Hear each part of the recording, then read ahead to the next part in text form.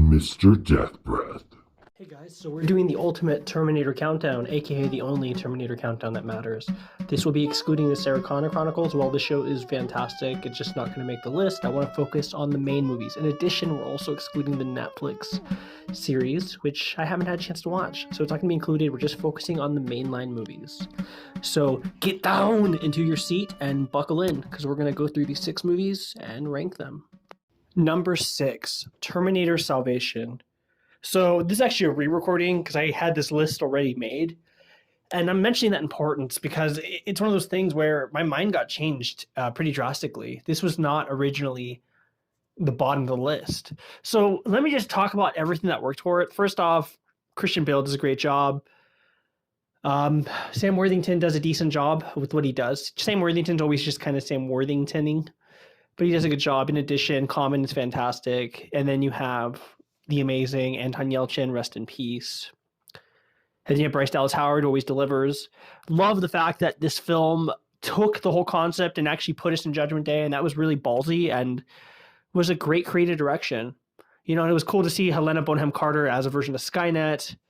It was just interesting and well done. I mean, even that opening sequence where you have Marcus Wright on death row and you have the music from Terminator II, that in the background, you know, as he's about to get executed by lethal injection. Really great stuff. Just a really solid idea. Even the continuity with how John Connor ends up getting a scar on his face and them being inside Skynet HQ was just really well done. And it was so entertaining and really just so bold. But you can be as bold as you want, but if you try to make everything perfect at the end, that's what bothers me. Like, for instance, War of the Worlds with Tom Cruise. If you watch that whole movie, the stakes are high. Things that happen seem like you couldn't come back from. But yet, at the end of the movie, they all wind up in Boston and they're all having a Christmas as if nothing happened. Very much the same way. You know, Marcus Wright, played by Sam Worthington, redeems himself. You know, he realizes that, you know, he is a good guy and he's no longer a bad guy. But then he's like, John Connor's about to die. You know what? Let me give my heart. And you know what you're going to tell me? You're going to be like, oh, well, he found redemption. Oh, please, bro. Like, yeah, he could have found redemption, but really to give up your life? Like, come on. He clearly more than made up for his being a murderer or whatever his crime was. Like, what was it, manslaughter? Because not even convinced he did anything bad. I'm convinced that it was an accident, okay? Because he seemed like too good of a guy. It's like Sam Worthington trying to play a bad guy. Unless he turns out to be a murderer in real life, it'll be the equivalent of the nicest guy in the world trying to play a bad guy, and it just doesn't work because he's not a bad guy, okay? So he just doesn't seem that way.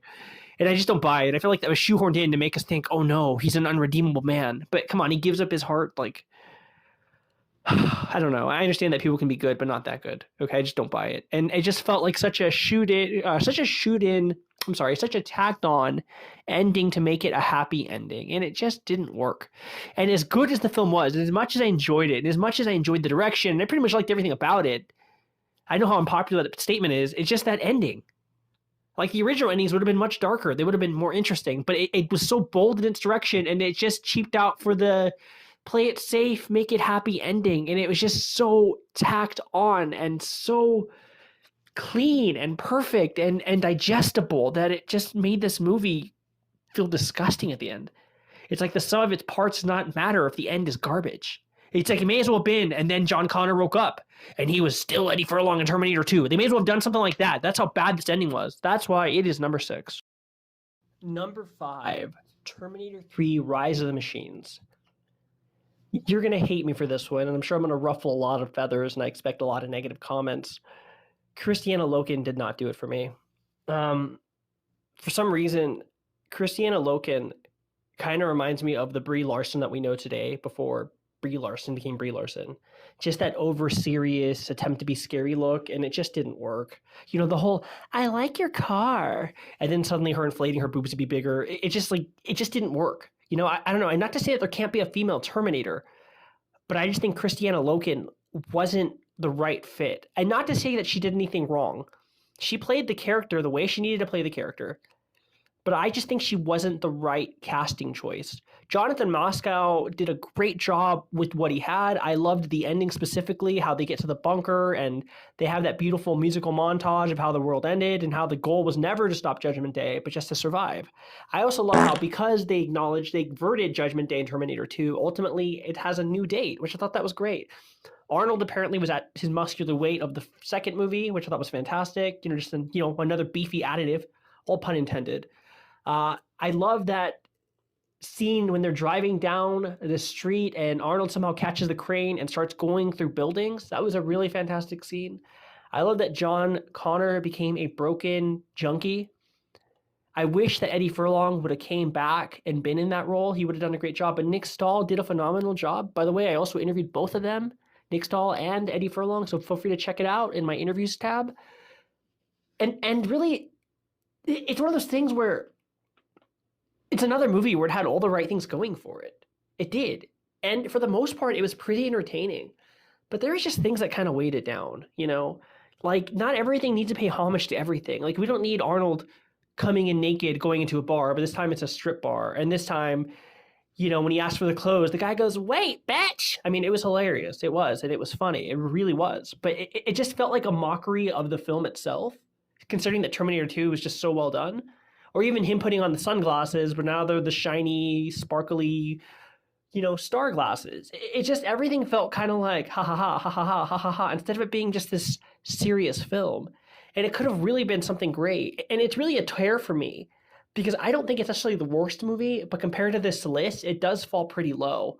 And I feel I have this love-hate relationship with the movie. While there's things I genuinely like, there's equally things I don't like. And it leaves me feeling this strange mixture of feelings where I really don't know how to feel about it. Depending on my mood, I might like it a little more. But overall, it's always that nasty aftertaste of what could have been and what ultimately ends up being. And that's why Terminator 3 Rise of the Machines ends up being in 5th place. Number 4, Terminator Dark Fate.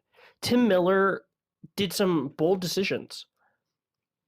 As a result, I really enjoyed this movie. I like that he took the bold action to kill John Connor, have a T-800 somehow survive and come and just shoot him in Mexico callously while his mother watches. That took guts.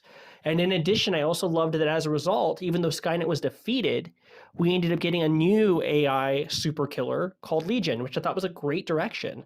I love that Sarah Connor gets top billing. I love that Linda Hamilton got to chew up the scenery and be the absolute badass, completely being vicious and being amazing. And instead of her just building up to be that character, she actually gets to shoot the guns and explode the things and throw grenades. And it was awesome. Gabriel Luna as the Rev 9. I know he was kind of a nod to the T-1000 in Terminator 2, but it was incredible, especially the fact that he was able to speak and he had this sort of cool thing. Like when he's walking through the metal detector, he goes, "Expect a big ping, brother. I'm a whole lot of pain." He says something like that. And that was just such a cool line, and then just seeing all the guards grab him as he's just suddenly making spikes protrude out of his body. In addition, I loved the body split of it. You had the exoskeleton, you have 9 liquid metal frame, which I thought was a very cool nod essentially to Terminator 2. Because if you notice in the last act, when the T-1000 is flying the helicopter, he's flying the helicopter, reloading his Uzi and firing it. And if you look in different shots, you see that he has a total of 4 hands, which I thought was really clever. So it kind of links into the Rev 9, showing that he could have technically 4 hands.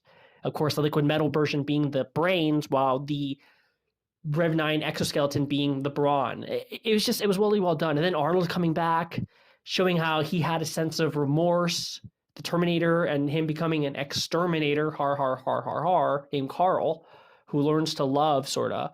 I mean, it was well done. And the same way Terminator 3 Rise of the Machines failed with Christiana Loken being intimidating, Mackenzie Davis actually did a phenomenal job being this cyborg human hybrid thing. She was pretty, she was tough, she looked tough, I believed it, I believe she was powerful. And it was also kind of a cool nod to Terminator Salvation. I know that this is a very divisive one, and I know that ultimately it's just almost a remake of Terminator 2, but updated, but it was well done. And if you're going to remake a movie, why not remake one of the best ones, And I also loved how it never felt relaxing. I think the only time I felt some peace was before the film started and when we were dealing with meeting Carl in his cabin with his family.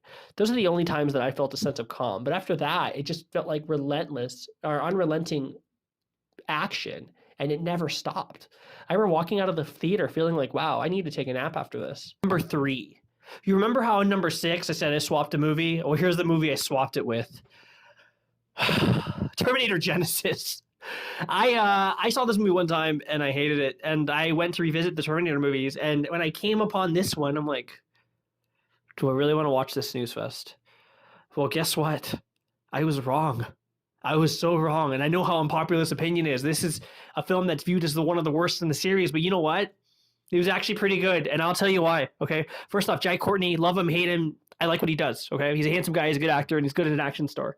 The whole Pops being old, not obsolete, I loved it. Okay, Amelia Clarke was cute. I'm just gonna give it that. She wasn't my Sarah Connor, but she was serviceable. Jason Clarke was phenomenal as John Connor. Yes, it wasn't Christian Bale, but it was certainly more in line with that type of performance. And I liked it. I also liked the future scenes. The future scenes were well done. I feel like every time they managed to make the future scenes interesting, you know. One of my favorite future scenes specifically was Terminator 3's future scene. I thought that was cool. And I'm not talking about the end, but like the introduction to Skynet.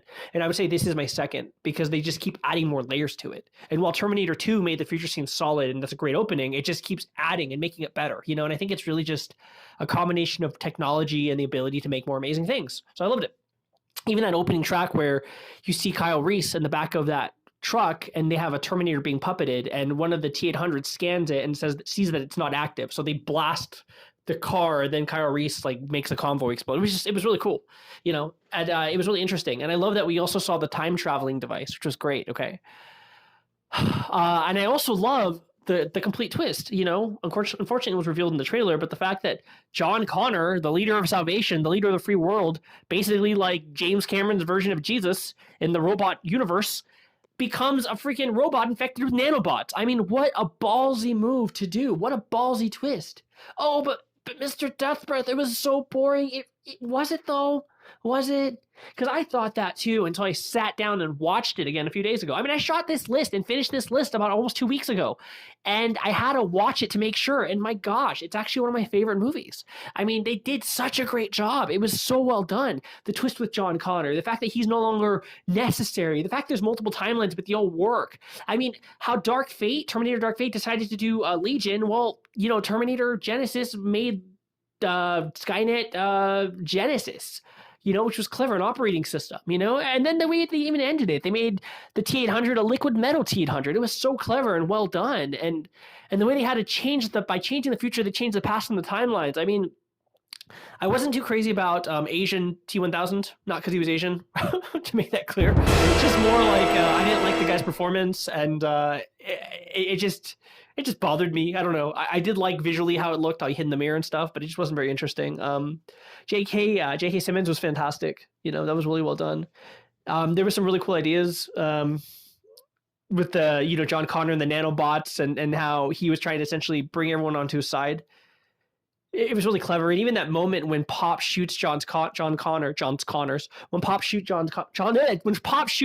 the leader of the free world, Jay Connor, jeez. And you think, he shot him. You know, of course we know he didn't because it was in the trailer. But when Kyle Reese is like, you see, this is his plan. He's an infiltrator, and Pop stays silent. And then John rises up like from his gunshot wound, like Michael Myers, you know, after being stabbed in the neck 14 times. I mean, it was just so well done. I really enjoyed it. And it's really a shame that we didn't get a continuation because that was a reboot. It was well done. It was a bold direction. And, you know, unlike Terminator Salvation, it had the guts to stay the course and make some less favorable decisions in the franchise. Number 2, The Terminator. I mean, this is the one that started it all, right? And it's pretty flawless. It really is.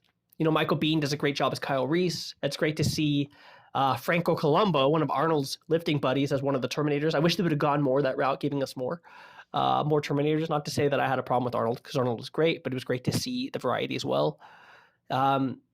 Arnold delivers a performance that made him a star. His callous, mean-faced. In addition, we had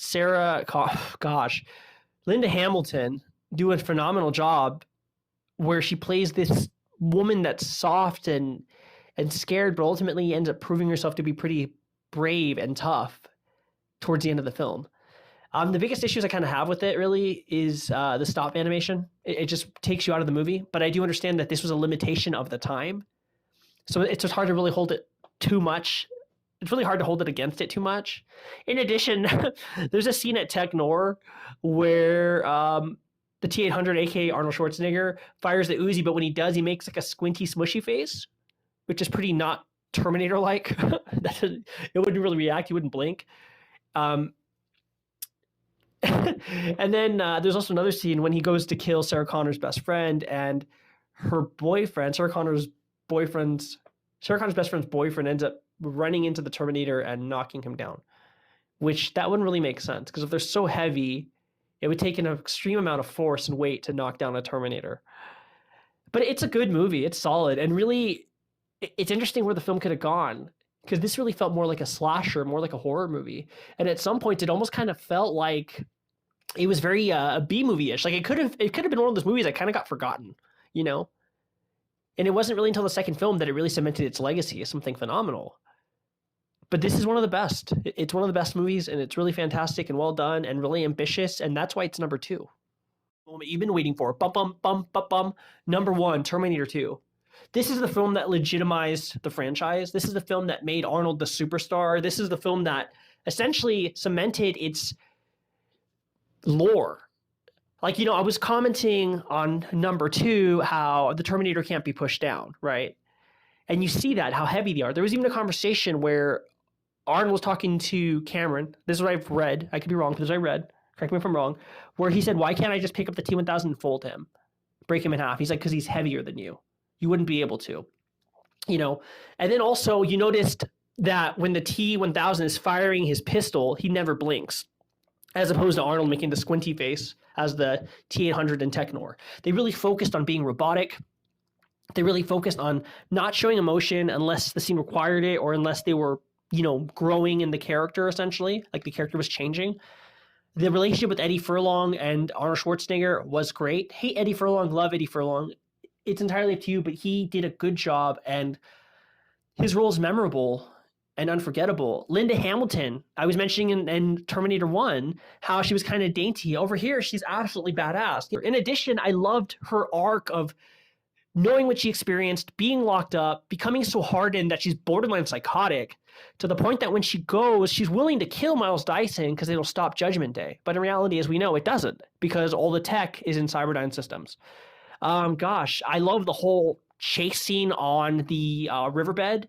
The whole moment when when Arnold Schwarzenegger's walking into the mall holding a bouquet of roses, but it's really a shotgun. I mean, gosh, Robert Patrick is the T-1000. While I said Gabriel Luna was great as the Rev 9, Robert Patrick did an amazing job. Apparently they used practical effects, which were squibs. So squibs like fake bullet shot, but they mushroomed into with like foil.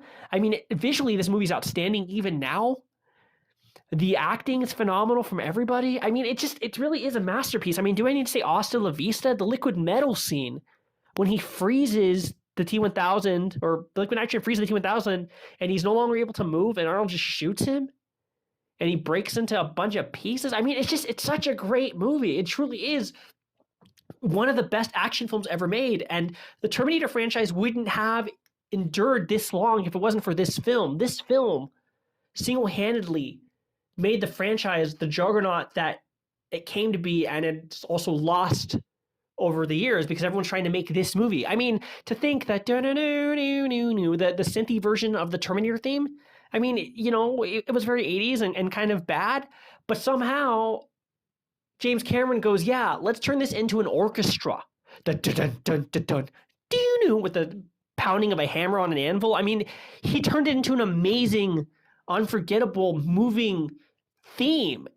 I mean, this is just an amazing movie. And I don't know if anything will ever top Terminator 2. Hey guys, I hope you enjoyed it, and I'll see you later.